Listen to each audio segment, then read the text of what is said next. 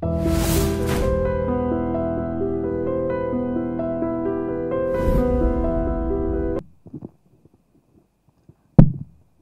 You అన్న, వచ్చినందుకు మీకు చేతులు జోడించి నమస్కరిస్తున్నాను.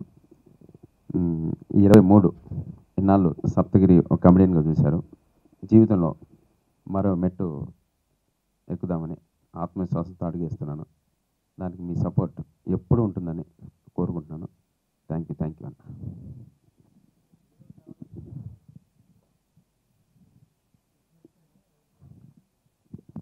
అన్న నేను యాక్చువల్గా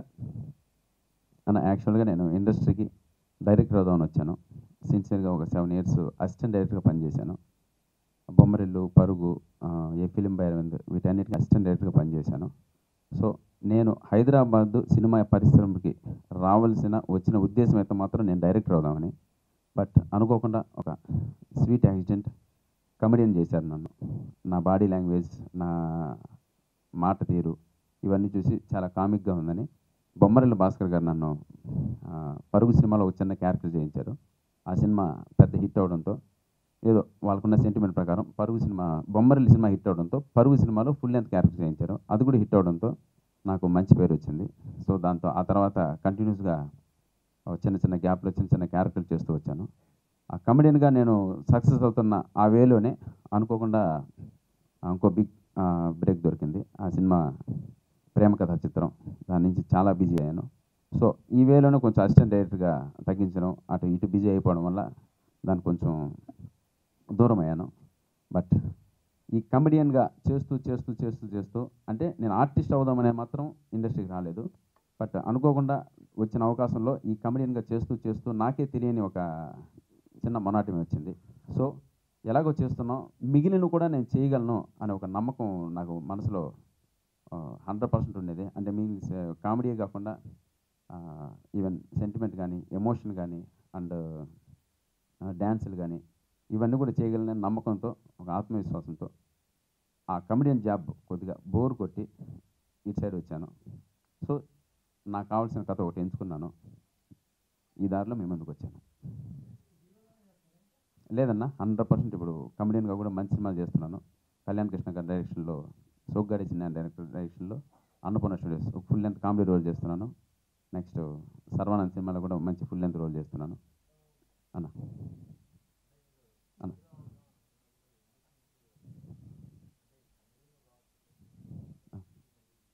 ప్రతి ఒక్కరు అన్నారన్న, ఆ విషయం అయితే అన్నారు. కమెడియన్గా బాగుంది, కమెడియన్గా జాబ్ కూడా బాగా నిండుతుంది, ఈ పొజిషన్లో ఎందుకు ఇలా చేస్తున్నామని అందరూ అడిగారు. కాకపోతే జాబ్ అయితే నిండుతుంది కానివ్వండి, జాబ్ సాటిస్ఫాక్షన్ అయితే లేదన్న 100%. ఏదో ఒక మెకానికల్ లైఫ్ అయిపోయింది. ఎక్కడికి వెళ్ళినా ఒకటే యాక్టింగ్ చేస్తున్నాను. అది నాకు ఆ విషయం తెలుసు. ఎందుకంటే నాకు ఆర్టిస్ట్గా నాకు అనుభవం లేదు, నాకు వచ్చేది అదే, దాంతోనే సక్సెస్ అయ్యాను. బట్ రోజు లేచిన కొద్దీ అదే చేస్తున్నాను, నాకు అదే బోర్ కొడుతుంది. డబ్బులు వస్తున్నాయి కదా అని ఒక సాటిస్ఫాక్షన్ కనపోయింది. బట్ ఈ క్రమంలోనే ఒక 7 years అసిస్టెంట్ డైరెక్టర్ నేను పనిచేశాను. సో ఆ ఆశతోనే మిగిలిన కూడా చేయగలను, మిమ్మల్ని మెప్పించగలను ఒక నమ్మకంతో దిగాను. సార్ అవును సార్. అసలు సార్ ఈ మూవీనా టోటల్ ఈ మూవీనే సార్. దాదాపు 8 months నుంచి ఈ సినిమా పైన వర్క్ చేస్తున్నామన్నా. 100% అంటే అంతకుముందున్న అంటే మా డైరెక్టర్ కానివ్వండి, మా ప్రొడ్యూసర్ కానివ్వండి, నీ పైన ఇంత బడ్జెట్ పెడుతున్నాం, బట్ మాకు 100% ఇంతకుముందు మేము చూసిన సప్తగిరి ఈ సినిమాలో చూడకూడదు, దానికోసం స్క్రిప్ట్ రెడీ చేశాను. నేను కూడా దాంట్లో 100% స్క్రిప్ట్లో ఇన్వాల్వ్ అయినాను. నేను ఏం చూపించుకోగలను, నేను ఏం దీంట్లో యాక్ట్ చేయగలను, నేను ఏ విధంగా మిమ్మల్ని మెప్పించగలను, దానికోసం ఒక 3-4 months వర్క్ చేశానన్న. వర్క్ చేసి ఒక స్టోరీ స్ట్రక్చర్ వేసుకొని ఆ తర్వాత నేను ప్రొడ్యూసర్ మీట్ అయ్యి డైరెక్టర్ సెలెక్ట్ చేసుకున్నాను. బట్ ఇప్పటికీ అంటే అప్పుడు కమెడియన్, ఇప్పుడు కూడా ఈ సినిమాలు కూడా కమెడియన్గా కనపడతాను. జర్నీ అంటే చాలా హార్డ్ వర్క్ చేశాను. ఇంకా మీ సపోర్ట్ కావాలి. రిలీజ్ డే ముందు ఎంత ఎగ్జైటెడ్గా ఉన్నారు? ఇప్పటికి కరెక్ట్గా 15 days అయిందన్న నిద్రపోయి. నో డౌట్ అందులో అసలు మైండ్ రేపటి పైన ఆధారపడింది. అంటే కంటెంట్ అయితే స్ట్రాంగ్గా ఉంది కానీ బట్ చాలా తెలియని టెన్షన్లో ఉన్నాను. చూద్దాం, గాడ్ బ్లెస్. రేపు ఎవరెవరిని మీరు ఇన్వైట్ చేస్తున్నారు మీ సినిమా చూడడానికి? అన్న నేనే దేవుడి దగ్గరికి వెళ్తున్నాను మళ్ళీ రేపు తిరుమలకి. ఇంకా ప్రజలు చూడడం ఇంకా అందరూ చూడాల్సిన అందరూ చూశారు, నా ఫ్రెండ్స్ అందరూ చూశారు, మీరు కూడా సాంగ్స్ చూశారు.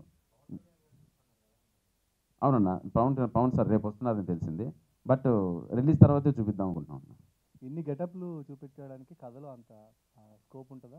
ఉంటుందన్న, పక్కా ఉంటుంది. అది 100% స్కోప్ ఉంటుంది. మ్యాటర్ ఏంటంటే స్టోరీ రివీల్ చేయమని ఒక చిన్న పాయింట్ చెప్తాను. మా ఫాదర్ కానిస్టేబుల్, నేను సినిమాలోకి వెళ్ళాలని ఆశ. లేదు నువ్వు ఐఏఎస్ అవ్వు, ఐపీఎస్ అవ్వు అంటుంటాడు. ఆయన మాత్రం కానిస్టేబుల్, నేను మాత్రం ఐఏఎస్ అయిపోవాలి. ఇది స్వార్థం నాన్న అనేది. నాకు ఏది ఇష్టమో దాంట్లో ఎదగినవండి. అంటే ఏంటో నువ్వు ఎదిగేది అన్నప్పుడు నేను మామూలుగా ఒక సినిమాలో వెళ్ళాలని ఒక తపన పడే ఒక కుర్రాడికి కనపడతాను. సో ఆ క్రమంలోనే గెటప్స్ గెటప్స్ అన్న. ముఖ్యంగా పరశురాముడి గెటప్ చాలా వైబ్రెంట్గా. అవును, అది అది చాలా బాగుంటుందన్న. దానికోసం చాలా ఖర్చు పెట్టారు మా ప్రొడ్యూసర్ గారు. అది నా ఇంట్రో సీన్, చాలా బాగా ఖర్చు పెట్టారు. నేను యాక్చువల్గా సార్ అది ఒక వీధి నాటకంలో చేద్దాం సార్, సరిపోద్ది, నేను డైలాగ్స్ బాగా చెప్తాను అంటే, లేదు లేదు ఇది దానికి ఒక యాంబియన్స్ క్రియేట్ చేయాలి, నువ్వు డైలాగులు అంత అద్భుతంగా నన్ను మెప్పించాలో చెప్తున్నావు, ప్రజలు కూడా 100% మెచ్చుకుంటారు నిన్ను, దానికి ఒక యాంబియన్స్ క్రియేట్ చేద్దాం. ఫస్ట్ ఇంట్రడక్షన్ మా సార్ మాట. సారీ టు ఇంటర్ఫియర్ అండి. అది యాక్చువల్గా that is my favourite scene. ఆ సీన్ గురించి యాజ్ ఇట్ ఈస్ తను చెప్పినట్టుగా ఒక వీధి నాటకం లాగా ఒక చిన్న ఆర్టిస్ట్ లాగా చేద్దామని అనుకున్నాడు. But it is my insist అంటే మళ్ళీ ఒక మిథిలా నగరాన్ని ఎస్టాబ్లిష్ చేయగలిగి రాముడికి పరశురాముడికి జరిగిన సంవాదాన్ని నిజంగా మన కళ్ళకట్టుగా అనిపించేలా అనే ఉద్దేశంతో తను చేసాం. దాదాపు 250 మంది సురభి ఆర్టిస్టులను దాంట్లో వాడుకోవడం జరిగింది. మళ్ళీ ఒక 100 ఆర్టిస్టులను మనం ఆడాం. 50 మెంబర్స్ 50 డేస్ సీసీ వర్క్ చేస్తే మొత్తం కాన్సెప్ట్ వచ్చింది. అది ఖచ్చితంగా అందరినీ మెప్పిస్తుందని ఆశిస్తున్నాను. సప్తగిరి గారు అన్నా అన్నా ఉంటుందన్నా, ఒక 6 minutes 7 minutes ఉంటుంది. లేదు అది మీరు చెప్పాలి. రేపు నేను ఏదో చేశాను, బోర్ కొడుతున్నా లేదా మీరు చెప్తే దానికోసం వెయిటింగ్. అవును sir.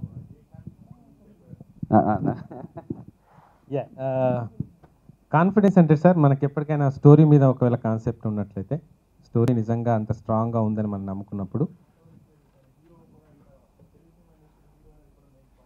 Yes even I accept అండి.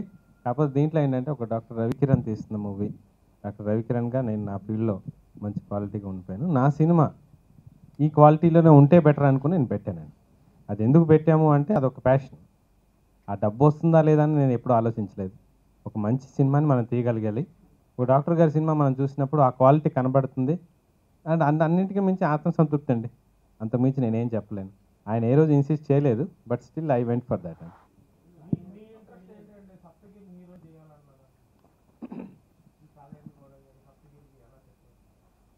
యాక్చువల్గా సప్తగిరి నా పేషెంట్, ఆయన ఆల్రెడీ చెప్పున్నాడు. ఆ పేషెంట్ నుంచి నాకు బెస్ట్ ఫ్రెండ్ అయ్యాడు. ఆ తర్వాత తను నేను ట్రీట్మెంట్ చేసిన తర్వాత is my become a best friend. మాది ఒక 4 years 3 years నుంచి ఉన్న జర్నీ అండి. ఆయన చెప్పిన స్టోరీస్ కానీ ఆ కాన్సెప్ట్ తీసుకొచ్చినప్పుడు ఆ స్టోరీకి సప్తగిరి లాంటి పర్సనే ఆప్ట్ అవుతాడు. ఆ లో ప్రొఫైల్ నుండి ఆ కానిస్టేబుల్ లెవెల్కి నేను ఏ పెద్ద స్టార్ని ఊహించుకోలేను. అలా మనం సెట్ చేయడం కూడా కష్టం. ఇంకోటి ఏంటంటే సప్తగిరిని ఒక హీరోగా ఇంట్రొడ్యూస్ చేయడంలో ఏంటంటే నాకు ఒక వైట్ పేపర్. సప్తగిరి ఎలా చేసినా ఏ లెవెల్కి చేసినా పబ్లిక్ నుంచి యాక్సెప్టెన్స్ వస్తుందని ఒక ఉద్దేశం అయితే ఉండింది. అండ్ సాధ్యమైనంత వరకు వాల్యూస్ కట్టుబడి ఈ సినిమాని అయితే తీయగలిగాం. దాంట్లో మాత్రం నాకు అది సాటిస్ఫాక్షన్ అయితే ఉంది sir.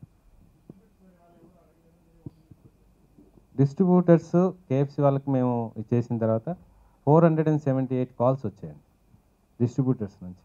They literally fight for it. మాకెందుకు ఈ సినిమా ఇవ్వరు, మేము చేసుకుంటాం. కాకపోతే నా కాన్సెప్ట్ ఏంది ఉండిందంటే, ఏదైనా ఒక ప్రాజెక్ట్ మనం స్టార్ట్ చేసినప్పుడు స్టార్టింగ్ టు ఎండ్ మనం చూసుకోవాలి.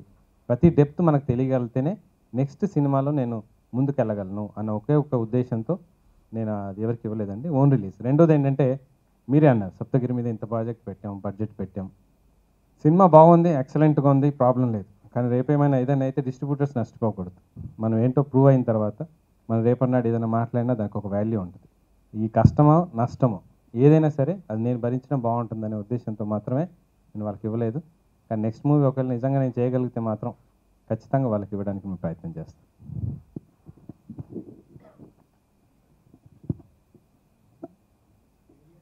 టెస్ట్ను 5 సినిమాస్ ఉన్నాయి, దంగల్ ఉంది, ధ్రువ కూడా ఎక్సలెంట్గా ఆడుతుంది. సో చాలా టఫ్గా ఉంది. We're fighting for it. First time కదా, ఇట్స్ ప్రీ జడ్జ్మెంట్ ఇచ్చినట్టు అవుతుంది. మీ వ్యూస్ని నేను కొంచెం వరకు ఇన్ఫ్లుయెన్స్ చేసినట్టు ఉంటుంది. ఫర్ దిస్ మీరే చెప్పాలి సార్. ఫర్ మీ ఈరోజు కూడా నా మొహంలో ఆ స్మైల్ ఉంది అంటే something wise is done it. దానికి జస్టిఫికేషన్ అయితే ఉండింది. అది నా సినిమా అయినా ఎవరైనా సరే నేను నమ్మే పాలసీ ఏంటంటే 59 రోజులు షూటింగ్ జరిగింది సార్. ఆయన షార్ట్స్లో జస్టిఫికేషన్ చేయకపోయినట్లయితే లేదా ఆ సాటిస్ఫాక్షన్ నాకు కనబడకపోయింటే ఆ 59 రోజులు రన్ అయ్యేది కాదు. అదేదో 30 డేస్లో 40 డేస్లో కట్ ఆఫ్ అయిపోయింది. ఎస్పెషల్లీ మాకు ఛాలెంజ్ ఎక్కడ వచ్చిందంటే సెంటిమెంట్ సీన్లో, ఎమోషనల్ సీన్స్లో సప్తగిరితో పలికించడం కొంచెం కష్టమైంది. రెండోది సాంగ్స్ దగ్గర ఆయన బాడీని మొత్తం వంచేసాం. 25 డేస్ ఆయన డ్యాన్స్ క్లాసెస్కి రెగ్యులర్గా వెళ్ళటం చేయటం, అది మళ్ళీ అక్కడున్న వింటర్కి తట్టుకొని ఫారిన్లో చేయటం అంటే అల్టిమేట్గా మనం ఆ రోజు సాంగ్స్ చూసాం. జస్టిఫై చేశాడు సార్ అని నేనైతే చెప్తున్నాను ఫర్ మై సైడ్. రేపు మీరు చూసి చెప్తే then I'm a happier person.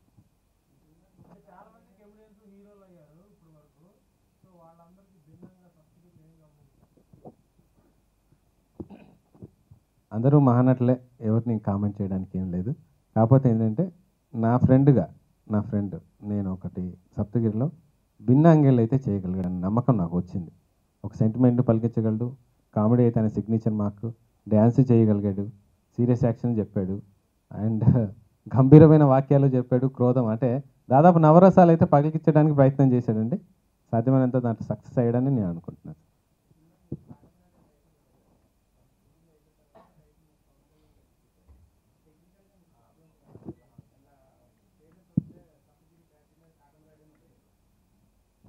అది డెఫినెట్లీ 80% మూవీ అయిపోయింది. ఆ టైంలో మనం ఇచ్చాం. ఎంతవరకు మనం సాధ్యమైనంత వరకు సెట్ చేయగలం. కానీ అల్టిమేట్గా అంటే పవన్ కళ్యాణ్ గారు అంటే మాకందరికి అభిమానం. ఆయనంతటా అక్కడ నుంచి వచ్చిన proposal it's a very blessing for us. We given it. దాంట్లో ఏమాత్రం మాకు రిగ్రెట్ అయితే లేదండి. It's a happier thing. అంటే మనం ఇవ్వగలిగే ఆప్షన్ అవకాశం రావటం ఎక్కువ. అలాంటి వచ్చిన దానికి we're very happy to give it. అది పెద్ద సమస్య కాదు.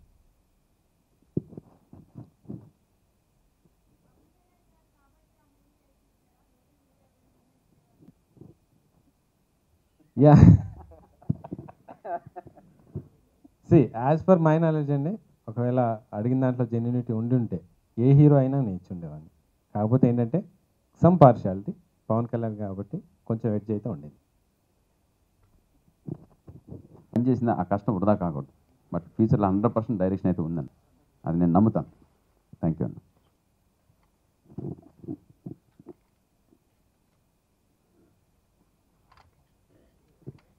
Sir thank you so much. స్ఫూర్తిగా శిరస్సు నుంచి కోరుకుంటున్నాను. ఎందుకోసం అంటే ఎంతో కష్టపడితే ఇక్కడ నిలబడ్డాను. ఆ కష్టాన్ని చూడండి, నాకు సపోర్ట్ చేయండి. Thank you. రైల్వే రాజ్ ఆడి ఓడిన ఆటవీడు. ముసలకి నీళ్ళల్లో బలం, వీళ్ళకి అడవిలో బలం.